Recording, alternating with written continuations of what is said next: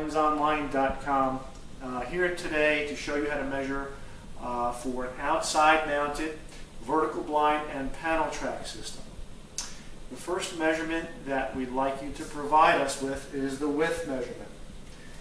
And the width measurement is usually taken from the outside of the window casing to the far opposite side of the window casing. In this case, we're coming up with about 75 inches in width. Now, to that width measurement, I would like to add an additional 6 inches, which is going to give us a 3-inch overlap on each side of the window casing. And the reason for that overlap is to prevent large side gaps. What will happen is because the blinds sit away from the window frame, you'll have a view-through on each side if you do not have that overlap.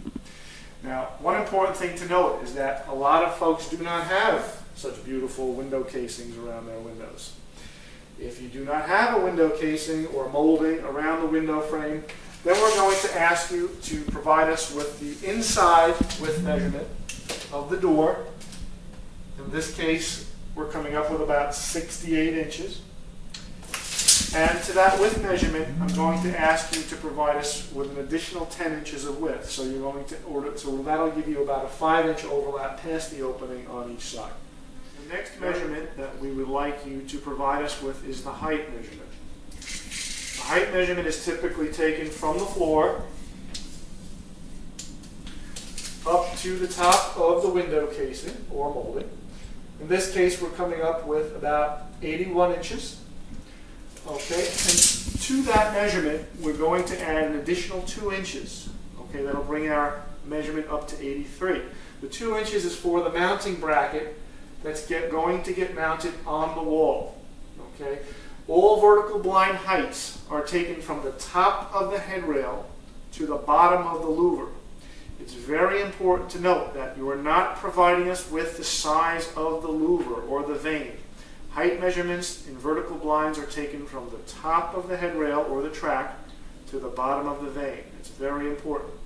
That's why we ask you for the height from the top of the window casing to the floor plus an additional 2 inches.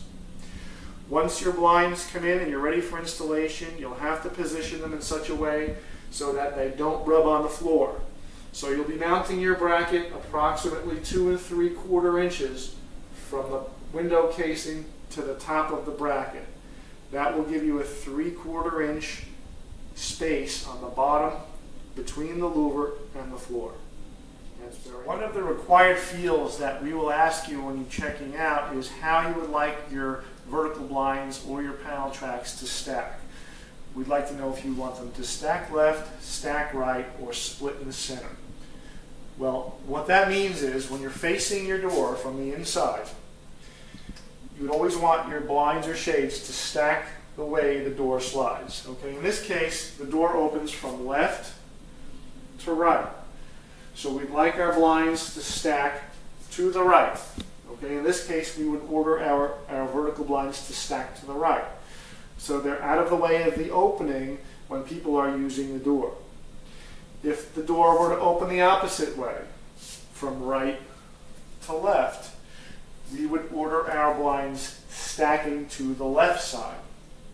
If you have a sliding glass door with a setup where the opening panel is situated in the middle, then you would ask your vertical blinds to be split from the center, open from the center.